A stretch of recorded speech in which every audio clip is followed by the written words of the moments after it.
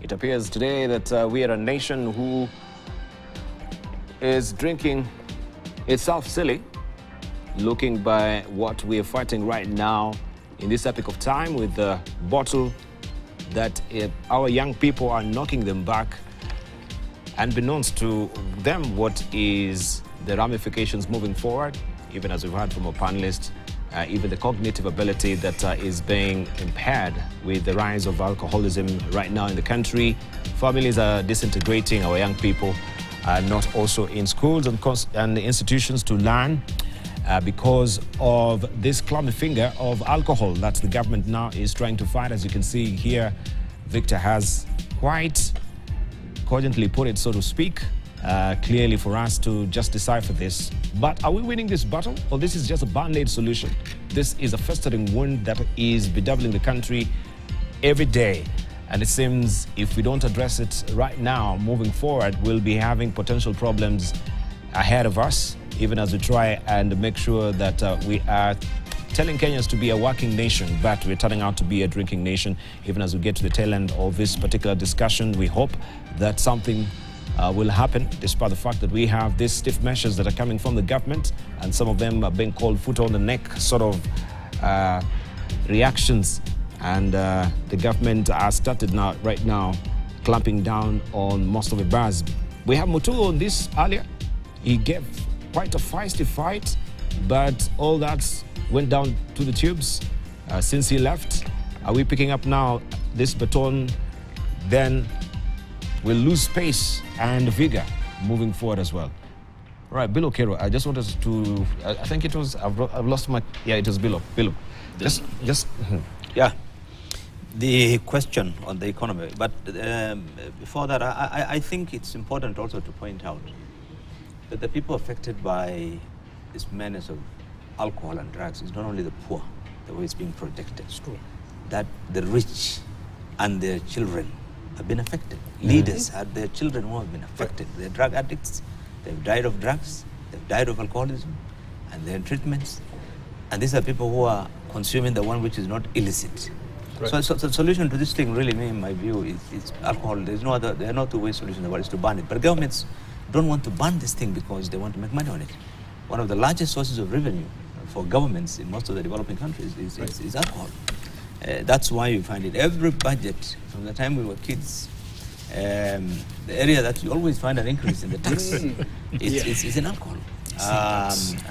And so when government tries to rationalize its position based on making money, on the one hand you want to receive money from this thing, on the other you're trying to fight it, it doesn't make sense. The same thing with Mira, the same thing with all other things that affect society, that the government always looks at the economic aspect of it and says, okay, why not? But if it has no economic benefit and there's no, sometimes when it's necessary, they have acted.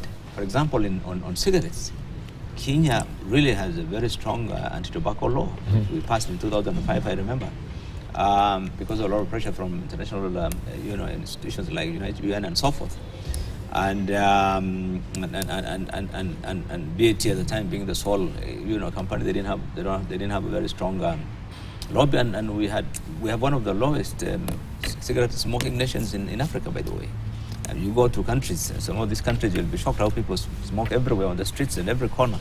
You will sometimes live in Nairobi and rarely see someone smoking a cigarette. I think if the government wants to do something on alcohol, they can also in the same way. But I keep repeating that the economic aspect should not be the primary driver in terms of what actions the government should take. I think the lives of the people, that's the primary responsibility of government, to save lives. And if something is affecting, killing people, in fact now I think the number of people who die as a result of alcohol is probably more than even the diseases. And we encourage it. Look at what happens on the highways. In developed countries where these things are happening, you cannot take alcohol and have the slightest quantity and be allowed to drive. You've seen prime ministers who have been thrown out of office, ministers who have lost job because they were in a party and they ended up driving their vehicles. You can't. Here on the roads, on the highways, it is one for the road. It is encouraged. Everywhere on the highway between Mombasa to Malaba, it is bars and bars and bars. Truck drivers have to stop have it, enjoy themselves, and then drive. It's considered, it's necessary. One for the road is necessary. But I think, for me, the bottom line is the leadership. We must lead by example. I am very happy, like the president, Ruto, he doesn't take it. But I think he should encourage and start with his cabinet, because people look at leaders. Right. If leaders are not taking, people will not take it. But you cannot have leaders taking this thing. You can see them live drunk, and then they're the ones who are trying to stop alcoholism in the constituency. It doesn't work. And we're seeing it every day, members of parliament, ministers. So it doesn't. I think leadership, that's where it should start. And government, the president should say, look, if you are going to be in government, if you're going to be a leader in my cabinet, you cannot come to work, or you cannot be seen to be making a sin in a band, still continue having your job. Indeed. And that's why maybe also he elected to go to State House and, have pastors pray over at State House and all the bad now that were... Let me just speak from where Bilo has left and say this. In Australia, again, they used to have big billboards along the highways, the freeways, which read, "Drink and drive, you bloody fool. Drink and drive, you bloody fool." Right. And I'll tell you, the Australians love their drink. They love their drink. But they will work from Monday to Friday afternoon. From Friday afternoon, all the roads are converted into small pubs. You just pull out your chair, have your drink. But again, I'll tell you, on Friday, in Australia is where you have the lowest number of vehicles on the road. Because if I know I'm going to get drunk this evening, I go and leave my car behind. I go to work. At 2 o'clock, I start having my drink, or 3 or whatever time. And when it's time to go home, I'll take a taxi and go home. So taxis also do business. They developed a solution. And that solution was brought about because of the punitive, corrective measures of dealing with alcohol abuse. If you are caught drinking and driving, or if you kill a person or cause an accident because of drinking and driving, the punishment is very, very dire. But here in this country, unfortunately, the enforcement is what lacks completely. So I can see the pain the Deputy President is in, trying to talk to these people who are actually not honest. And unfortunately, I'll say it openly. They're not honest. They're looking at him. They are sitting there. They are the very people who perpetrate this problem. So it's enforcement. It is dealing with the police officers who are supposed to enforce this. How many people have been arrested for drink and driving in this country? How many times have we attempted this alcohol blow, and all the big shots get through? They drink themselves silly and go through these alcohol blows, even abusing the policemen, and they stand on the side for them to... So really, it is either one rule that affects all of us, so that drink and driving and drunken behavior becomes painful. Again, I am privy to the fact that the second lady, Madam Dorcas Kashagwa, is grappling with the problem of rehabilitating all these alcohol abuse people. And we are supporting her in one way or the other, because it's a good thing. But really, and also the fact that the Deputy President is also standing by the side there to support this through this pronouncement. But really, this problem, to be honest, this country is bigger than what we are seeing. And it's not those declarations that are going to deal with this problem. It is dealing with the enforcement, it's dealing with the cultural change, it's culture change, it's creating preoccupation for these youngsters. Because, Dibal, truth be told, at one time in Central Province, there were no primary school kids because the men were not procreating. There were no little kids to go to primary schools. In Rana. Yes, and the schools were being turned into chicken hatcheries and all that. That's a fact. Then we came again with some reaction, and we dressed the wound and never dealt with the cause of this wound. And lo and behold, it has come back to haunt us. So really, time has come for for a national discourse to deal with this problem holistically. Create employment, create engagement for these youngsters, then get them off alcohol. The rehabilitation program that Madam Dorcas is putting these guys through, we have then as a country to look at what do we do with this rehabilitated group? Create gainful employment for them so that they are able then from this alcohol abuse to a gainful engagement, they will never get back. But the truth is, the people who have been through rehabs and having been helped through the rehabilitation, if it recurs, it becomes devastating. So if they are not then sorted out, that they're out of this alcohol problem, and then they get into a gainful engagement where they'll never think about alcohol, if that thought ever comes back, then it is fatal. It is serious. Right. The same also with the women in Nyeri. They were protesting just a few years ago that the men, there are no show in their houses. Can I add something, if you can allow me? I think the issue of turning schools into chicken coops, I think is over-exaggerated in my opinion, but we can find out. I think one of the problems that I find fascinating is the social part of alcoholism. You're a computer expert. Sure. And one time you talked about first generation, third generation, fourth generation computers. Right. So when did alcohol start having first generation, third generation?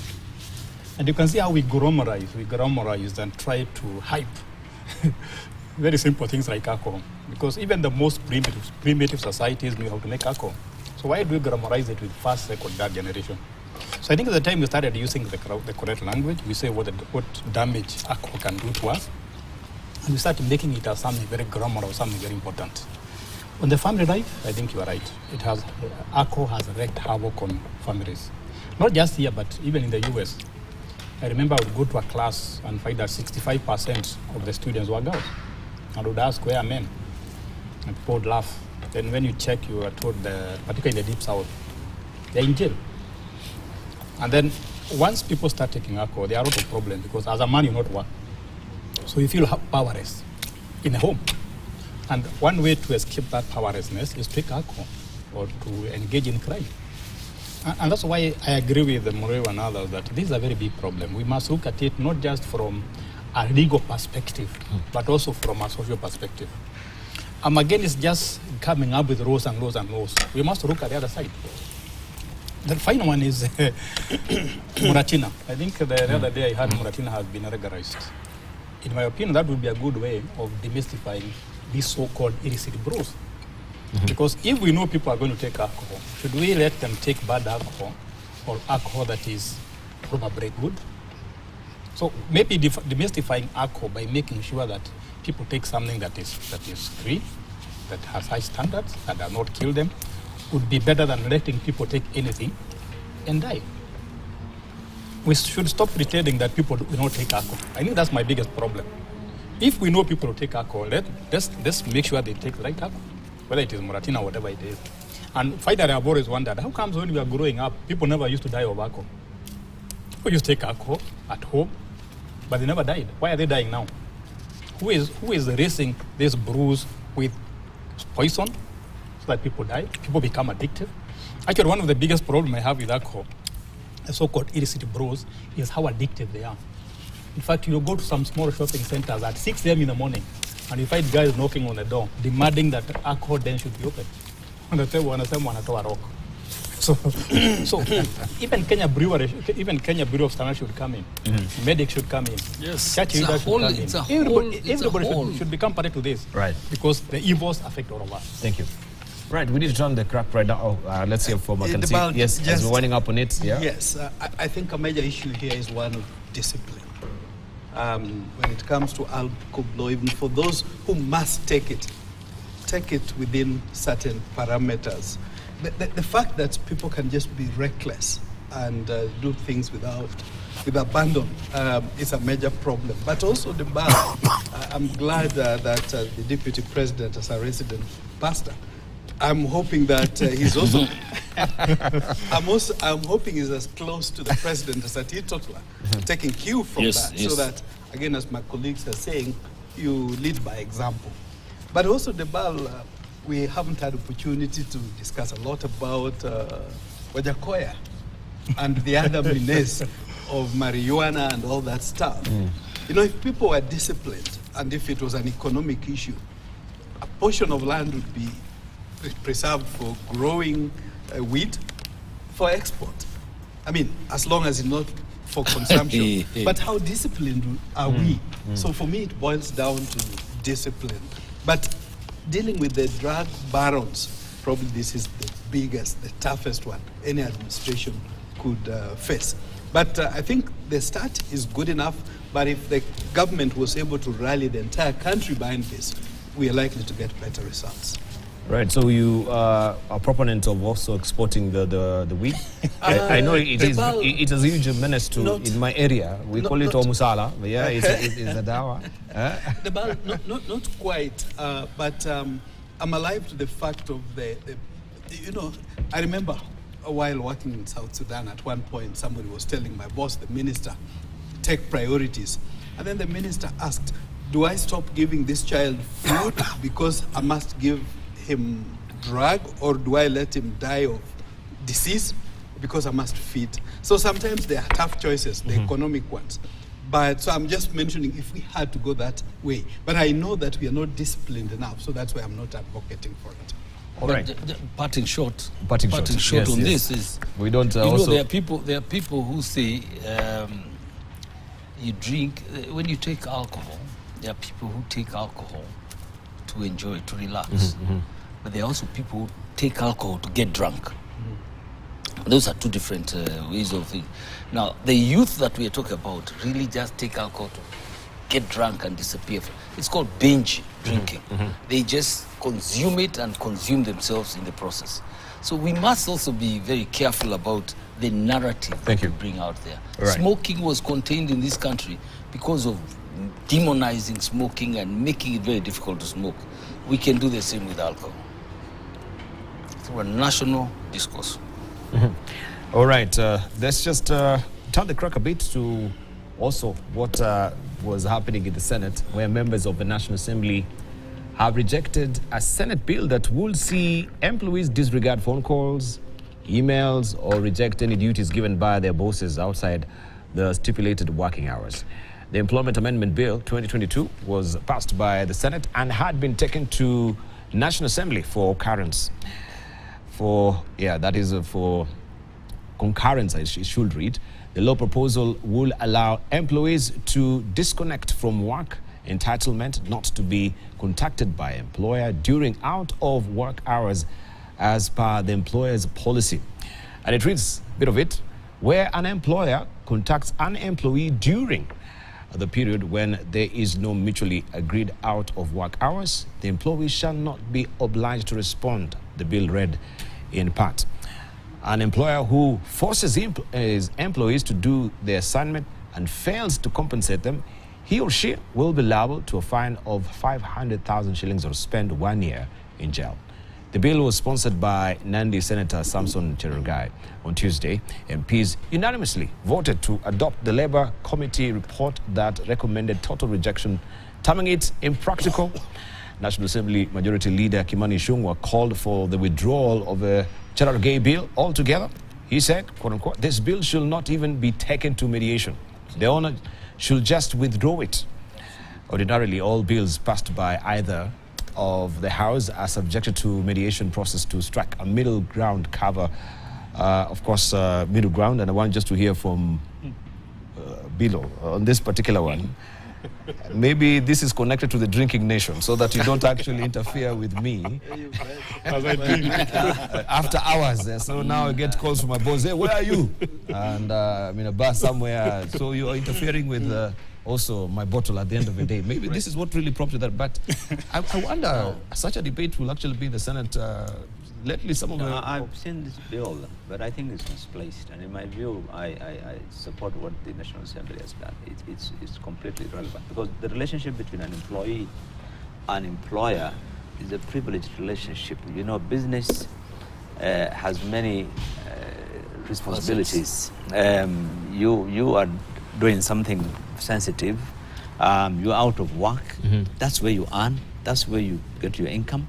You cannot completely leave the office and then I'm now disconnecting completely from an enterprise. That's not the way business is working. That's not the relationship employees have with the employer, whether it's government or private sector. I think employees are required to get involved in their businesses, in their jobs, so that that involvement creates some sort of a responsibility, some sort of a so that you are all the time part of that family, part of that enterprise, part of that business. You cannot say, once I live there, you know, if it's burning, if there's something wrong, that I can, as a leader or as an employee or as a technical person, be able to resolve it. You know, I will not do it. But I think even the law itself, the way they drafted it, although it addresses that the issue was about the fundamental issue seems to be about compensation. That if an employee is engaged after working hours, he must be compensated. And I think for most institutions, that's the practice, because already the existing Employment Act provides for that. If you are working overtime, if you are engaged, but this one seems to be that you must disconnect. You know, and I think that's not a very positive thing to do. So I think it's good that bill is irrelevant in my view, because already the existing laws do provide, if you're required to work after working hours, you're compensated. And then it says, unless there's mutual agreement, already that's how people work. There's a mutual understanding. If you work overtime, you're compensated for that. You get compensated. So I don't know what this law is about really, except it seems to be just punitive. I think it's the most ridiculous thing I've had, because if it is working, why are we fixing it? If it's working, I mean, if I'm not complaining about my employer, you will find there are bigger problems. Again, whether these houses that we have are really dealing with serious issues, or they want to be comical about this. I don't think this is a serious bill to bring before the floor of the House, particularly if you look at the ecosystem of workplace here. Right now, you have people here. This guy could be talking to his farm manager through the time that he's supposed to be working. Wewe angalia hiyo, he's organizing here, then he keeps the phone, goes on. There is an ecosystem that works. He knows the limits. And if we start getting too granular and detailed about how you relate with your employer and trying to overprotect, what about the employer himself? What about if he says that if he ever finds a message that you received during working hours and responded, he will also surcharge you? You know, it gets very murky and thingy. And as you were saying, as you were asking that question and reading that bill, something came into my mind. You know, when we started working a long time ago, we used to say, "Tuende tukunywe baada ya kazi." You know, you have a drink baada ya kazi. You've worked, you go and have a drink to thingy. Now it is badala ya kazi. Our guys drink badala ya kazi. It's the other way around. So, I mean, even this, now what you are saying, you just alluded to the fact that you don't want to be disturbed after working hours because you are indulging. It is badala ya kazi. Baada ya kazi was okay, badala ya kazi is not okay. Right. Maybe we can juxtapose this with the bill that I saw also from the Senate. And we had the Kiambu senator who was saying that also we should try and add our holidays. So if a day falls or a holiday falls on a Tuesday, we should add at least Monday to it. And I think also this was declined by the senator, by the Senate. And it just brings to question some of the Senate and the bill that are really coming to. They are not serious. Yeah. I think the problem about it is very simple, and it's a bigger concern to me as an academic. But nowadays, when you go to social media and find anything, we take it to the highest level in the office or in our parliament and so on. Like now, there's a very big debate about people going to church in Dista. That it has been, thus university has been discriminating people based on region. And I know that years ago, I used to hear people used to go to church in that university and others. So just because something was seen in the newspaper or in the media or in social media about people disconnecting from another country does not mean that we pick it. Because this one about disconnecting, I'm sure was picked somewhere in the social media. I remember seeing it in one of the country, and we pick it without looking at the background. Now, I think this senator from Kiambu, if I can connect on the same, is an issue I've been discussing as an economist. If a holiday comes on Tuesday, let's say Kenyatta Day, or let's say any holiday, Jamhuri Day is on a Tuesday, Why do you have to go to work on Monday, then to go to work, then rest on Tuesday? So what we need to do is we copy the American Constitution. Why don't we copy the other habits? Because in the US, if a holiday is on a Tuesday, they will put it on a Monday, on a Friday. Not get another extra day, but put holidays on a Monday or a Friday, because so that people are more economically active. Now, when you put a holiday on a Tuesday, I will not work on Monday. And I will not work on Wednesday as I'm recovering. So if we can put our holidays, we know the holiday is on a Tuesday, but we celebrate on a Monday. I think that's the argument, but you don't add a holiday. But on the issue of disconnecting with the workers. No, but even before you go there, what maybe Bilo can also help us, because now when you talk about that particular day, we have also the calendar of the Muslim brothers that you're still waiting for the sighting of the moon so that you can actually have that particular day. That will be very controversial, that if it's on Friday, then you move it to, or maybe if it's on Thursday, then you move it to Friday so that you can cover for the entire week. What are we trying to achieve? What do we want But to I achieve? think there are many other holidays. Yeah. I think it makes sense for the other days. I mean, religious holidays, of course, there are just one or two. But I think for most of the other holidays, which are very many in Kenya, about 5 or 6, if it falls on a... But I think government generally, civil servants want the off. So they encourage. That's when not. it is, It should be a working nation, not a sleeping nation. The holiday we are not sleeping, and it has worked all over. But you need to rest as well. You need to rest Yes, as you well. need to rest. The day you're Just given be- rest, the day that you're supposed to rest, and go to work when you're supposed to go. I think we are losing the argument, my argument. I'm not against people resting.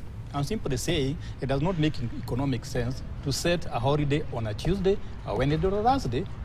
Why don't you combine it with a weekend? People will enjoy the holiday Look at the more. international holidays. For example, the Labor Day is international, May 1st. If it falls on a Wednesday, how can you celebrate it on a Monday? There's nothing wrong with that. No, See, we are not celebrating the day, we are celebrating the activity.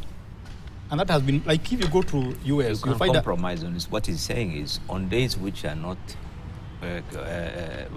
controversial, like a Labor Day or a religious day. Other days, June 1st. like you can have it, you can program it on the other days, like the Shuja days, the Madaraka days, and the days which are available. Like the other day, there was tree planting days, and those ones you can plan for them to be on a Friday or on Monday. I think that's not a not a problem. But Yeah, The ball, yeah. If it falls on a Tuesday or a Thursday, it makes sense. But if it's middle of the week, say Of course, it's Wednesday, a different matter. then maybe it's a different issue altogether. How do you celebrate your having, birthday? having said that, yeah, there are birthdays where I think we'll be splitting hairs The now bar- if you really go to No, birthdays. Yeah, but people. Yeah. No, there's Yeah, a specific day for that birthday. That's The all I'm bal- saying. Let's be specific Yeah, here. even on birthdays, there are people who decide to defer celebrating their birthdays. So if it falls on a certain day as a family, you say, okay, can we move it over to the weekend? That's it. But it's by choice. But more importantly, I wanted to bring the aspect that there is future of work. People going digital. There are so many changes. In fact, a lot of more work is being done virtually than in person or physically. And we probably need to be ahead of time to come up with regulations that are not so much based on time, but much more based on output or outcomes. I remember our current defense minister once telling our peers in the previous regime, somebody was complaining, was handling foreign affairs and diaspora matters, that this guy has called me even at 2 a.m. and midnight and so on. And then the minister was telling this guy, then he wasn't a minister, that then you are the wrong person for that office. Because if you're dealing foreign affairs or diaspora, it's 24 Different hours, terms, yes. global economy. But we need to then find a way, how do we make it to work? Because sometimes, and as what Chairman Mureo was saying, official hour, to what extent do people 100% comply, give it to their work, to their employers? Lastly, I think there was talk of badala ya dhiki faraja. In the olden days we said Yes. baada ya dhiki faraja. Yes. So after working hard, then you can relax a little, Yes. but don't over-relax, don't over-indulge. I think the problem we're talking about is over-indulging. All right. I wanted to add something about connecting from work. I'm surprised in an economy like Kenya, where we have such high level of unemployment, people can say, I want to disconnect after work. I don't want to be caught. So we should also not be coming for this show because it is after hours. I should tell you, no, this is not my work. I should not come here. Work. This is after work. Yeah, before work. It's outside my official hours. After work is good. I think what this bill is trying to is just to justify idleness. Because nowadays, by the way, people are disconnected. There are a lot of people you write emails to, WhatsApp, they not respond. They will pretend they are busy. So I think anytime we can get, in fact, we'll be talking about 24-hour economy, not this time of disconnecting. Because we have so much to catch up to make this economy good. Thank you, thank you. All right. I just want to put something. Finally on it. Because you see, our Senate has, and I'm saying this with due respect, they have far more pressing and important issues to raise than something like this. Honestly speaking, it is very disappointing and disheartening when they bring an issue like this, really, which is a no-brainer. I mean, we don't need to discuss this. Everyone, there is an ecosystem in our workplace. During COVID, we learned that you can work from home, and you're not supervised by anybody, and you are able to be as productive as you can. But when you go and start, are we again getting too granular? Are we busy in Senate to discuss serious issues? We're not moving with the times, or from the mortar and brick, offices that we are. I mean, we're talking about flexi time. Yes, There shouldn't be any working hours or working after hours. I can sleep the whole day and get engaged from 6 to 7 or to 9, and I've done my day's work. Right. In the digital space, I know exactly. some of my friends are of CEOs of big organizations. While we're sleeping, they're working at night, and they're working from home. So I think some of these legislations we need to also be very keen. We don't waste our times and resources as well. Sure. In the Senate. The key issue, but yes. The ball is, as we go that route, can there be mechanisms of productivity so that people know, even though it's not just a carte blanche, even though people are working remotely, digitally, they're productive. But what's the result out of it? So that's where we need now innovation to be able to, how do we measure that this productivity is equivalent to a day's work, working from 8 to 5, the equivalent of it. So we need to be thinking ahead, and I agree with my colleagues, really, the legislature have got more serious issues to deal with than what is being presented. But maybe we could be underplaying the issue of 8 to 5. In some organizations, this is a critical issue that you need to be in the office and we need to see you patched on your seat 8 to 5. That's where we can account for your output. Present Below, I don't know how you handle it. No, you see, nowadays with technology, the 8 to 5, which is normally for non-management staff, by the way, they're clocking using the biometric whatever. So, and it's not a big deal. But I think this law is about just trying to, get impunity. It's about targeting. There are one or two, of course, in any business, in society. There are people who always, they misuse people. That's when you can't address everything by law. No. There are employers, even you're in this industry, there are media houses which are probably an employer who's breaking rules. That breach of rules you cannot make a law for everything that somebody does. But I think generally, you want to encourage the relationship between employers and employees to be, and the focus really is on that enterprise to deliver, to be productive too. So if you start saying 8 to 5, you're not I'll come actually... cooking, but there's what we call a quiet quitting. So I'll just be on my Facebook the whole day. You're right. And the output will not be there. But indeed. Right. Let the system continue. Okay. I want to turn the crack right now to also another developing story here in the country where 8 communities in Kenya have only 23 individuals in the public service out of 252,007 civil servants employed by the Public Service Commission. A document tabled in the Senate reveals the 2 communities, Kikuyu and Kalenjin, have nearly half of all the civil servants at 96,248, which is a gross over-representation in the public service. The Kikuyu, with a national population of 8.1 million, or 17.13%, have 51,994, or 20.53% of the total available jobs of 252,000. Kalenjins, with a national population of 6.3 million, or 13.37%, have cumulative 983, or 17% of the total slots available in the public service. Presented before the Senate National Cohesion and Equal Opportunities Committee, the document indicates that the Kenyan Somali, whose population is 2.7 million based on a 2019 population census, has 6,801, or 5.8% of the PSC jobs. PS Chair Anthony Mushiri said that although in the Kikuyu and the Kalenjin communities are still grossly overrepresented, the Commission is taking into consideration other marginalized communities.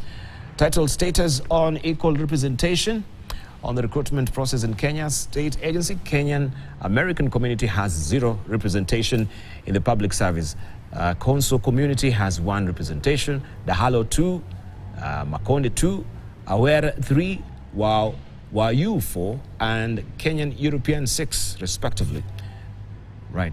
I doubt if you knew we have Wayu, Chemochodo. The Bal will probably mean there American Kenyan, European Kenyan, rather than Kenyan. Kenyan European the other way. Yeah, but that notwithstanding, I think this is a major problem. I often argue with my friends and say Kenya's #1 problem is impunity. #2, ukabila. #3, graft. Many Kenyans would say graft is #1 problem. I tend to disagree. That ukabila is a bigger problem that we have than graft. I say this, Debal, being fully alive to the fact that it's very important you have Face of Kenya.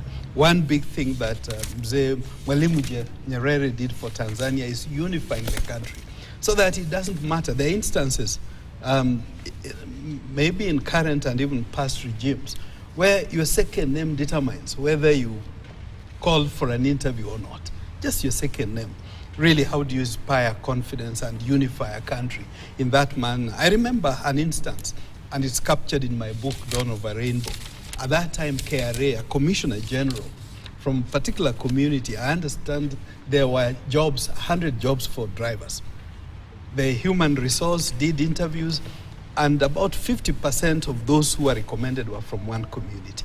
When they went to the leadership, he struck off other names and added 30 more. So it ended up recruiting 80 from one community. And the 20 that were left, or 2 were from one other community. So the rest of Kenya was only left with 8. I mean, really, how can you run an institution? And I'm glad that recently, I think KRA was stopped from certain recruitment. Yeah. It seems that bad practice has It had already gone away. recruited.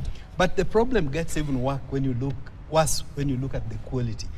The numbers themselves are already bad as it were.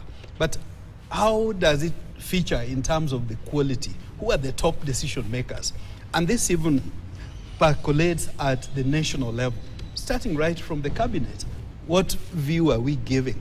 When are we going to have an Asian Kenyan being a minister, say, of a strategic office like finance, so to speak? So the ukabila is a big problem. As a country, for us to make the best, meritocracy, Singapore, Malaysia, and all moved forward on the basis of meritocracy. So unless we go back to that route... Can I disagree with my colleague? Yeah, it's for me, it's the wrong way to go. You know, the shoe wearer knows where it hurts. Can you allow me to disagree with my colleague for once? I think the first question I want to know is this statistics you are giving here. I also want to see the qualifications of those people. Because whether they are from what tribe, are they qualified? Now, what I'm wondering is, should we have a future advertisement saying, this job is for this and this, the following tribes should not apply? Should we have that in the media when we are advertising for jobs? But I think the bigger problem is not that some communities are overrepresented. The problem is that we're not creating enough jobs. We are talking about 257,000 jobs in a country of 50 million. If there were more jobs in this country, we'll not be talking about this, because people will be having choices. But because the economy is not growing fast enough, the few jobs that are there, we're just fighting over them. So what we should be talking about is not about the few jobs that are created by the government. So more communities are fighting over these jobs. That's why now they're represented there. or now no, what I'm saying, the art is in the fighting. So I think the problem is we are having very few jobs with every community fighting for them. But what I'm saying is we should expand the economy so that we have very many jobs. So that even if I don't get a job in the government, I can get a job in the private sector. I can go and work in Uganda. I can go and work abroad. But not because the economy is not expanding. We're not expanding our farms and organization. Then the few jobs are being fought for. To me, we need an economic solution to a tribal solution, to a tribal problem. I want to disagree with him, the way he disagrees. Some communities have more qualified drivers. I think Prof is trying to deflect You bet. the actual story. The issue is we are talking about an impunity where certain tribes are the only ones who are considered to be qualified. They are the ones who are believed to have the necessary qualifications. In an age where everyone, from Turkana to the Mall, everyone has gone to school and people have, when you go for an interview, you will be locked out not because you don't have the qualifications, but because you don't belong to a certain tribe. Sure. And when you complain, well, it happens always. By the way, this report comes out every, the time I've been in Parliament. Yes. It's an annual thing. And to address it, we actually passed a law more than 20 years ago. It's the National Cohesion and Integration Act. Sure. If you read that act, it actually specifies that no single appointment should have more than 30% coming from one particular community.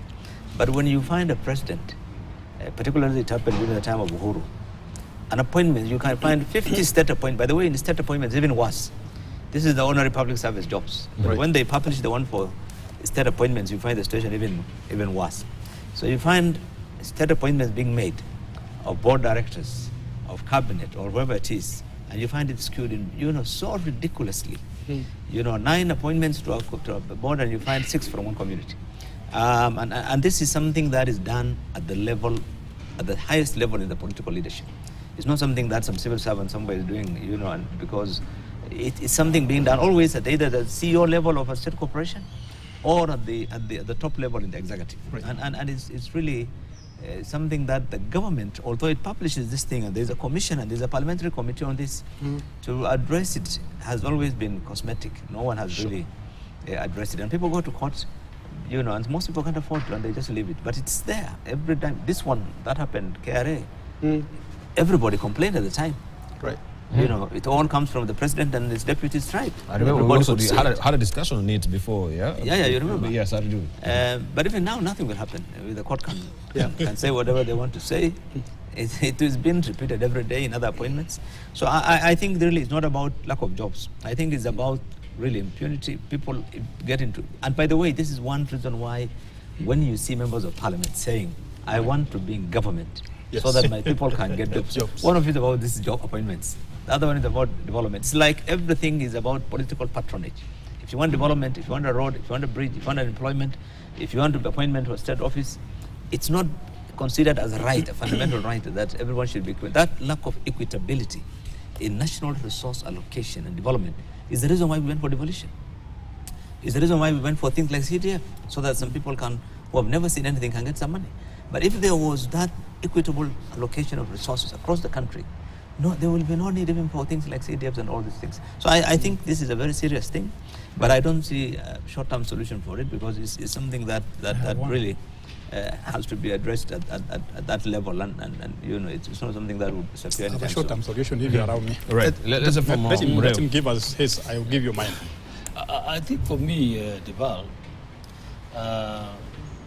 this problem again is bigger than what we are talking about. And whereas I would not want my son or myself or my sister or my brother to be precluded from a job just because of the tribe, Right. I think it's important for us to share information out there. Countries like Singapore, as you put it, developed and achieved the monumental development trajectory because of meritocracy. They allowed the best brains, the best people, irrespective. Now, that can be cured if information is shared uniformly across and you have unbiased arbiters when it comes to determining who best suits this job. I mean, if you look at the group that you have here, a good mix, But even in this mix, you still end up with 2 Kikuyus in this setup. And I'm saying that because sometimes you find the numbers. You have people that you think will deliver. But having said that, I think for me, delivery is very key to this country. There are times you find, whether it's a Kikuyu or a Kamba or a Luo, if he's not working, it does not matter what tribe he comes from. They say there is no bad tribe or a good tribe. They are bad individuals. You can be a bad Luo or a bad Luo or a bad Kikuyu. That doesn't make the whole tribe bad. It is your delivery. Are you delivering the results that we desire as a country? And if you are doing that, this issue will not come. All right. But sometimes you set up mediocres who are not able to deliver, and in the process, then these issues arise. But why can't we talk about the elephant in the room? Yes. Because primarily, if you look, it is Kikuyu and the Kalenjin. Right. And going by, the economic empowerment that we've had and the leadership of this country, maybe they have set pace, right? Beginning with the Kikuyus, the Jomo Kenyatta. Right. We had also Daniel Arap Moi as well, the Kalenjin community. It's not about the numbers. It's about the economic empowerment. And you empower your people. As we always say, and I always say, we are naturally very atavistic. Right. We're always inclined to the human factor in us of individualism, that we want to, more gravitate to our people. Right. So could that have also, as you say, you're saying that now we'll be looking at not the qualifications, also the tribe. Yeah. Could it be that during the tenure of Jomo Kenyatta, Right. We had more Kikuyus getting more academic Empowered. Qualifications, Right. Being sent abroad to learn or to the universities. With the bursaries, there's the large constituents that was going there, and we had also, together with Daniel Arap Moi, and now we have most of these people are qualified, but they're from this particular constituent. Does that really also play into what we are actually talking about right now? Because it is systemic and we are dialing back to the history of this country. Debal, you can't have a solution to a problem you don't associate with or you don't identify as a problem. So the beginning of solving a problem is to recognize that indeed a problem exists that needs to be addressed. Secondly, Debal, I know a number of eminent and qualified Kenyans who long said for them government jobs, government tenders, out. They don't apply because they know it's a waste of time and effort. So when you get to a stage where some people say, no, there's even no point, just on the basis of your sector. I remember, I can talk from a practical experience when I was working for the government of Rwanda. My Honorable Minister for Communications was visited by a then Kenyan minister, ICT minister. Told my boss, huyu kijanako, this now was calling me kijana ya waziri, is the one who inducted me into this sector. So when the minister had left, my Rwandese minister did ask me, Sham, if you're the one who inducted this minister, why can't you yourself be a minister in your country? What are you doing here? I told him, Honorable Minister, it's even worse. Not only the minister, even his PS, permanent secretary, at the time, I inducted into the sector. But I come from the wrong pedigree. It was just that simple. So this problem is much bigger. And sometimes they say the shoe wearer knows where it hurts. You know, when one says that there are more qualified drivers from a particular community, it could never be worse. Every community. Maybe they're driving defensively. They are. But, driving like this practical case whereby the HR does its work, okay, gets 50. We also admit that the relative ratios, Statistics. obviously some communities higher, but not even higher. When we talk of a community being majority, and overall it's less than 30%, when did 30% become a majority? I would thought mathematically 70% of the other Kenyans is the majority, but we've made people believe that there's a community that's a majority, and therefore they should be overrepresented. We have a serious problem, but I also agree it's not good to demonize a whole community for the bad practices of a few leaders. But I also further agree that there are problems of discrimination even within sub-clans and clans. You go to the counties with minorities who get marginalized. So we need to find a solution to this, above all else, for me, the only answer is meritocracy. But even that meritocracy has to be tempered, find a way always to have the face of Kenya. Then we'll see how people unleash full potential. Prof, very quickly, I think what we are discussing here is also political rewards, and he put it very well. And you have heard some people talk about shareholding in this country. So that's what we are seeing in those recruitment. But as an academic, I'm wondering, well, what should I be telling my students? Work very hard, get very good grades, but when it comes to recruitment, we look at your tribe, not your performance. I have a very simple solution. You have 100 jobs. How many Kenyans apply? 1,000. Use a rotary. So but nobody will complain.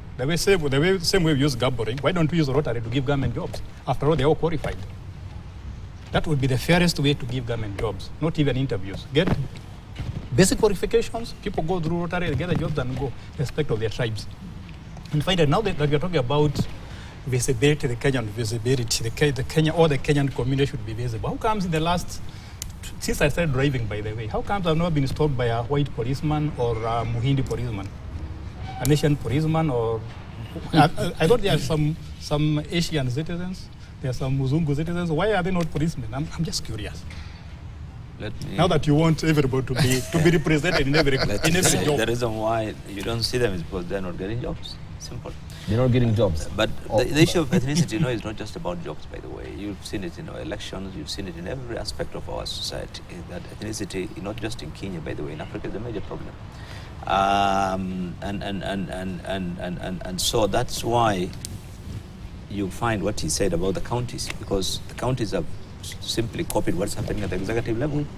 If the executive is appointing their people to positions of power, so the governors and their team also appoint their clans and whatever to their power. So it's really becoming now widespread when you look at the county. So I think that's why I'm saying that it's really very unfortunate that this thing is allowed to continue. We have an entire law on it, and the state corporation, that's supposed to really address this, but they are not able to. When these things are happening live, they're being asked to address and they can't address it, because what can you tell? What you said, when a vice president, deputy president stands up and says, only for shareholders. Yes, this is serikali ni yetu. They're not hiding it. But this tribalism is so bad that if there's an MD who is in charge of, say, KPA, or you'll find 90% of the appointments to KPA from drivers to the top from that client. And it happens, you find a state corporation from only one community because the MD for a long time was from that community. It's happening. So the problem is there's no consequences for this action, and everybody's copying what's happening at the top. So if you have power, like you said, if a president comes from a certain community, that community will naturally be in a position to benefit from the state appointments, from development, from everything. That's why our constitution focused on checks and balances in appointments by the president. And those checks and balances are now not being, Parliament has been compromised. But clearly, the law, in the way we have now, the Constitution, has checks and balances. You cannot just appoint a judge or an ambassador or somebody without addressing all those issues. All right. So I think there's a role for institutions. Allow me to take a short break. You want to do something? I like what Prof has said.